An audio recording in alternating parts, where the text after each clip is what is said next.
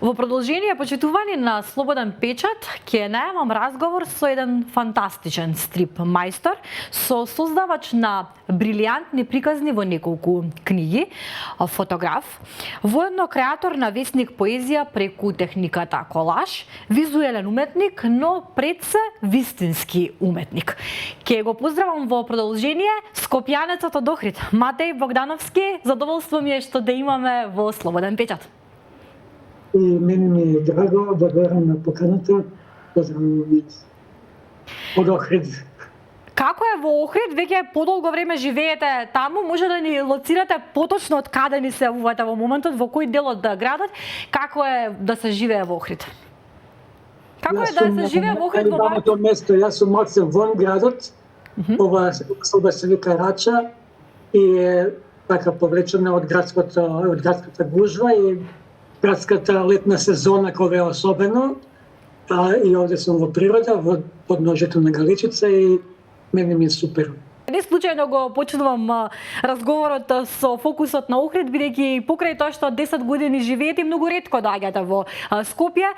Скопје не престанува да биде ваша непресушна инспирација, може така да кажам. Добро, јас сум скопјанец, мислам, тоа ми е родно место, сепак.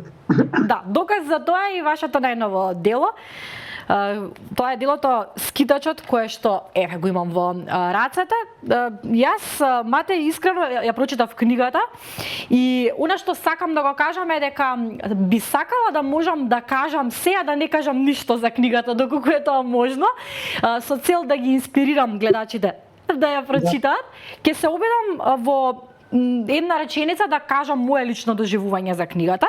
Читајќи ја, мислам дека овој роман го представува Скопје како еден цртеж на кој што некој случајно или намерно му се истурило кафето. Воедно го представува уметникот, односно не подсетува колку е важен зборот на уметникот, кажан преку неговата форма. Секој уметник си има своја форма. По овој роман ни покажува и не подсетува на тоа колку во едно општество еден уметник е многу важен и неговиот збор треба да се слуша. И овие страници тука покажуваат Скопје, го покажуваат од две страни или како да покажуваат две Скопјиња, два града, два различни града на едно место. Тоа е моето доживување, мојот впечаток на вкусо. Има многу впечатоци од како ја прочитав книгата и многу чувства. Ајде вие како автор, како би ни ја опишале, односно како вие го доживувате вашиот роман? Овој роман за мене е поготово интересен. Мислам, ја поготово као центарец, бидејќи тоа е мојот простор на кој најмногу сум се движел низ градот. И роден сум во градски зиди, учел во Ленин. Значи, пошто бидејќи во романот се работи, се одвива во амбиент на почетокот на промените, нели, на Скопје со 2014, така да воопшто тие промени мене ме афектираа, знаете, ме допре и ја бев и еден голем спротивставувач на сето тоа и во самото време кога се случуваше. Така да, оваа приказна дојде од повеќе страни, неколку нешта споени, што и за мене беше една интересна авантура која не очекував дека ќе испадне така. Именно прилично претходниот роман, ќе треба да го спомнам сега, Градски деца, кој исто се работи за Скопје, али во едно подруго време, кога поготово ја и во мојата младост се дружевме, се движевме, искачавме ноќе и многу љубов, многу музика, многу уживање во градот и кога градот беше поинаков. И за после да му се случат во овие промени, значи уште тогаш некако ми налагаше самата приказна, односно се мислев дали да направам некој продолжеток кој ќе се случува во оваа друго во Скопје, сега новото кое е многу поразлично од претходното, оно што го знам. Но нема таа поконкретна идеја, така да тоа ми остана само така као еден концепт кој некако може да ќе се спои. Независно тоа, се навратив случајно, не знам ја како е. Ја имам многу идеи во фиоки кои сега така од поранешно време. Ние се навратив на една која почнав уште пред 20 на години, може на факултет бев, да правам една драма по инспирација по сликите на Хиеронимус Бош. И тоа беа 3-4 сценички можда така оставени, седени во таа папка и ја реков, ајде ова ќе почнам пак да го работам. Почнам со транскрипт на тоа што го имам, тоа е, мислам, многу по незрело вака, не изгледа у тоа време, нали сега ќе го надградам, викам со по зрели, нели, мисли. Кога сме кај скитачот, ќе ми дозволите да прочитам мал исачок. Нема да ја читам цела книга, затоа што ќе се оставам сами да си ја прочитаат гледачите. Вели вака: на гранитниот плочник стапна две силуети. Изгледа необично, како да се од некое друго место и некое друго време. Ова ли е тоа пеколот? На рај не ми личи, му одговори пријателот, кој по ликот и облеката наликуваше на некоја класична римска статуа. Тој делуваше или барем сакаше да остави впечаток дека е посигурен и знае каде се наоѓаат. Јас мислев, ти знаеш каде ме водиш, дека го знаеш патот, драг Вергили. Човекот во црвената мантија го прекори својот водеч и повторно се разврте наоколу во обид да пронајде барем нешто што ќе му разјасни каде се наоѓа. Може би е ова некој нов круг. Знаеш, Данте, и пеколот се шири и се развива, се гради. Има многу големи прилив на жители. И тука се случуваат промени. Што е ова? Само скулптури и гради зданија. Не гледам никакви жители. Кој ли е осуден на овој круг? Да ми е да знам. Ако мене ме прашате, мене овој дел, овој фантастичен дел од книгата, поврзан со Данте и со Вергили, ми е можеби омилен расказ. Еве мал исачок чисто да им наговестам на гледачите што можат да читаат. Сега, она што ми се надоврзува е следното прашање. Паралелно со ова фикција, која што ја прочитав, каде што Вергили и Данте се појавуваат во центарот на Скопје, колку во романот има вистина, колку има лични искуства и лични сцени од вас како автор? Видите, романот е фиктивен потполно со тоа што само се, како да кажам, се инспирира од реалните настани кои ние ги имавме во тие години на градењето на 2014 и воопшто тие 11 години на владењето на тогашната партија ВМРО.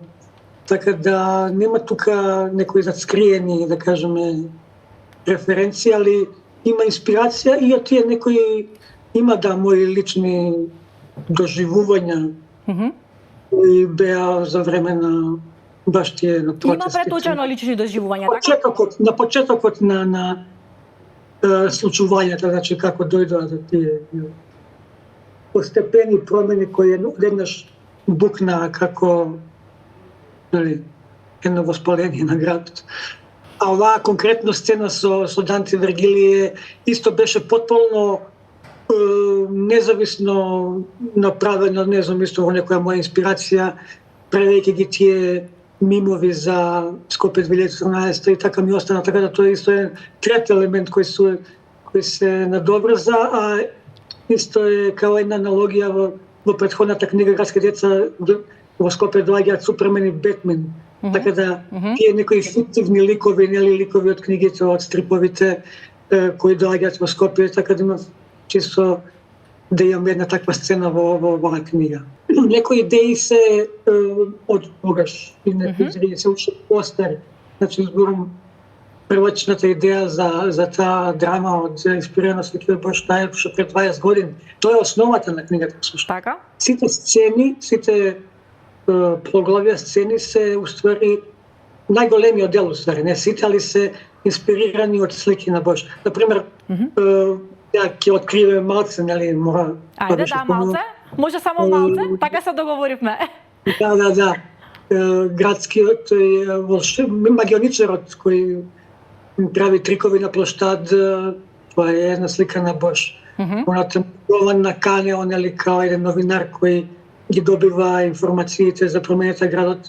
Тоа е една слика на Бош Јован на Патмос, само што Јован нели кој ја прима апокалипсата, односно откровението. Така да овој Јован новинарот го прима откровението за промените на градот. Понатаму некои ликови исто како што е бувот е земено еден цртеж на Бош кој се вика шумата што слуша и полетот што гледа, и во негово една на централна фигура е бувот кој стои на едно дрво, така да 7 смртни древови исто понатаму во една кафана која се стапуваат. Значи најголем дел и основата на приказната е уствари земена потполно сликите на Бош и ни самиот не знаев што ќе испаде на крај. Колку промените во Охрид ве инспирираат, бидејќи и Охрид не е заобиколен кога се работи за драстични промени од некогаш и денес, како човек кој што веќе живее таму, колку можеби Охрид е ваша инспирација за книга? Бидете, Охрид е моја голема инспирација и независно претходно за повише за сликите кои ги правам. Значи пред се сликар, мислам, мора да напоменам вака, не знаат дедаците, и тој ми е пред се онака туковно полнење на батериите. Би сакала да позборуваме и околу последните случувања, односно конкурсот за годишниот конкурс на Министерството за култура за финансирање на проекти од национален интерес. Многу од уметниците беа изреволтирани и оваа година, ќе кажам, бидејќи последователно неколку години се изреволтирани откако излегува резултатите, откако излегуваат од конкурсот. Ме интересира дали вие како уметник аплициравте на овој конкурс, дали сте аплицирале некогаш, и какви се вашите видувања и како вие ги доживувате реакциите на разочараните уметници кои што не добиле поддршка од Министерството за култура? Стално причам, мислам, секоја година секако има некои незадоволни и секоја година ги слушам истите. Не знам зашто добив, како Министерство за вако, Министерство. Не можеме да очекуваме дека едно министерство може да покрие се. Затоа што едноставно буџетот е тој, сите знаеме колку е, сите имаат право да конкурираат, но со самото тоа што тоа е конкурс, и некоја тамо комисија одлучува за тоа, тоа значи дека може да биде некој одбиен. Секогаш. И сега, мислам, останува на уметниците да го прифатат тоа и евентуално може да се изборат на некој друг начин да наоѓаат средства за своите проекти.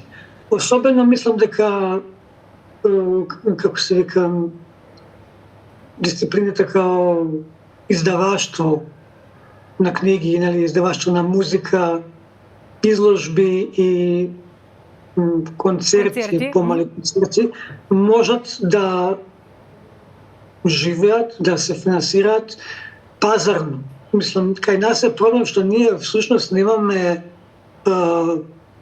публика, немаме луѓе кои се волни, кои сакаат да инвестираат во културата.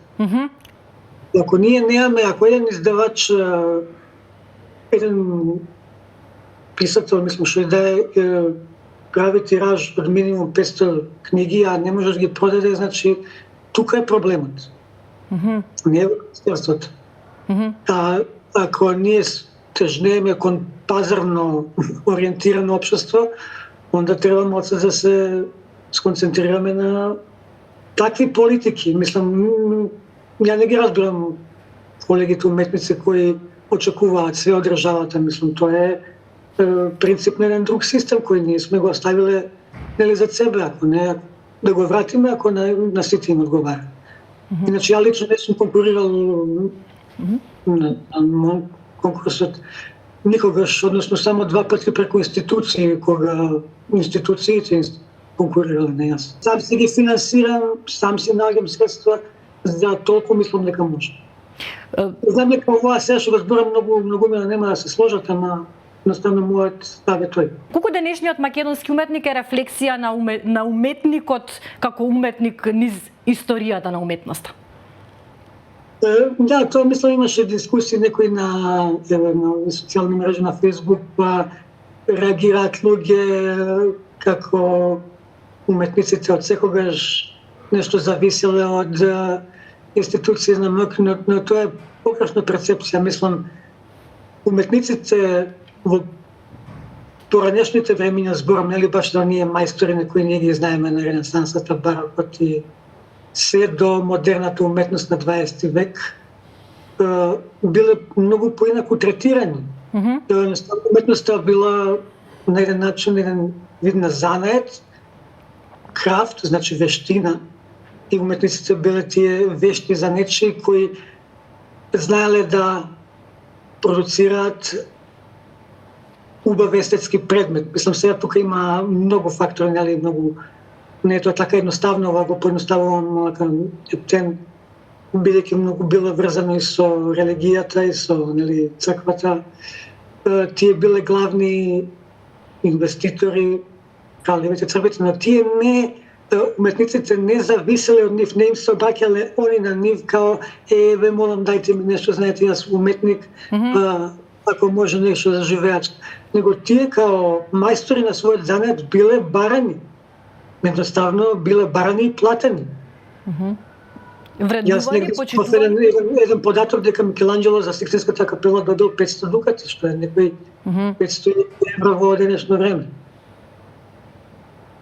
Значи сите они биле добро платени докато живеле, и тоа, мислам, во модерната уметност само, значи во негде 20-те години, се сеќавам, значи Марсел Дешан е најзаслужен за тој, како да кажеме, таа аура на уметник кој ние денеска имаме, нели, јас сум уметник, тоа што јас ке го направам и тоа што ќе кажам јас дека е уметност, тоа е уметност. Тоа што он го изложил, нели, својот писар и го подпишал и го изложил као уметничко дело. Сакам накусо да го, бидејќи ние како Слободен печат сме и весник, имаш една интересна уметност која што имате една интересна уметност која што ја правите, се работи за весник поезија, токму преку рециклирање, ќе кажам, на весниците создавате поезија на еден многу интересен и креативен начин. Ајде накусо за што поточно станува збор. Каква е оваа уметност? Тоа се всушност колажа, тоа е колажна уметност, инспирирана случајно со дојде тоа, играјќи се со насловите на весниците. Слободен печат ми беше еден од подрагите ми, така да кажам, и тоа може да се види. Драго ми е. Фонтови, да. Колку слободни печати сте исцецкале до сега? Многу. Не знам. Сам едно време ги земав редовно. Така што немав намера тоа да го правам, него едноставно стецкајќи ги насловите и менувајќи им го распоредот на нивните зборови, доаѓав на некои такви надреални, абсурдни текстови, кои ќе ги наредов неколку такви, едно по друго се добиваше нешто што има некоја смисла на поезија. Тоа е суштина, тоа го правеле на некој сличен начин, мислам, со такви игри се играле, токму дадаистите и надреалистите во почетокот на 20 век. Не можам да си дозволам, а да го имам пред себе, дури вака виртуелно, мајсторот на стрипот во Македонија за мене. Каква е состојбата на македонскиот стрип? Има многу сега и млади автори и деца, особено, мислам, млади, кои се интересираат за тој израз, но знаете, кај нас е проблемот константен, тоа што и се надоврзуваме на претходната тема со публиката и со Министерство, кај нас нема едноставно читачка публика. И тука е проблемот што тие што се занимаваат со стрип не можат да направат некоја озбилно живеат во тоа, никад не може да мислам. Тие што работат во таа област се исто најголем дел од нив илустратори. Мислам дека културата фали, ние едноставно медиумите пред се, мислам дека тоа е најголема вина да истисна културата од нивниот простор и нормално дека после што се понудува тоа ќе биде планетата, народот не знае, мислам, тоа не може народот да одреди што му треба, што не му треба. Вие треба да му понудите исто така нешто. И тоа не се случуваат ни тие промени преку ноќ, мислам, тоа е треба да се има цела една стратегија како да се доаѓа до промените, како да се случуваат тие културни политики. Мислам, само кратко ќе спомнам да се наврзам на темата за дополнам. Кај нас кога секој мал бизнис воопшто од најмал до најголем би одвел само 10% од својот профит и да го вложи во култура на било каков начин, колку промена би можело да се направи. Кај нас банките, земете, кои имаат некои 30 милиони, мислам, тоа се десетици милиони профит годишни. Па нивно 10% би бил, не знам, 3, 4, 5 милиони. Сите книги во една година да се издадат со хонорар на авторите не е повеќе од 3000 евро. Значи, не е поише од 100 книги годишно. И колку тоа треба средства за тие работи. Значи, мора да најдеме начин, тука би требало да се прават и тие културни политики, како секторот кој има средства и поединци и организации, фирми, нели, да вложуваат во култура. Еве еден убав начин, мислам само ќе ми текне што го слушнав скоро како француската влада им доделувала ваучери на студентите од не знам колку средства ситни, кои може да ги искористат исклучиво за култура. Да се купат стрип, да се купат било што. Че тоа е еден начин да се мотивира, да кажеме, подхранување на културата и да.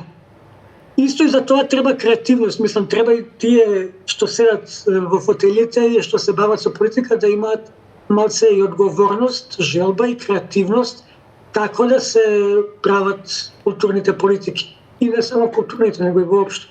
Али ако збориме за оваа тема, мислам, ние све чекаме некој друг да ни каже, некој друг да ни дојде, ако може друг да направи, знаете, ние тука не можеме, не знаеме. Со менталитетот малце си имаме проблем пред се. Благодарам многу што ни се вклучивте од убавиот Охрид. Благодарам што прифативте да зборувате за Слободен печат. Благодарам на вас и отворен сум да зборам, мислам, за овие теми, кога ќе дојде некоја друга прилика, така да ве благодарам и баш убаво се ве кажам.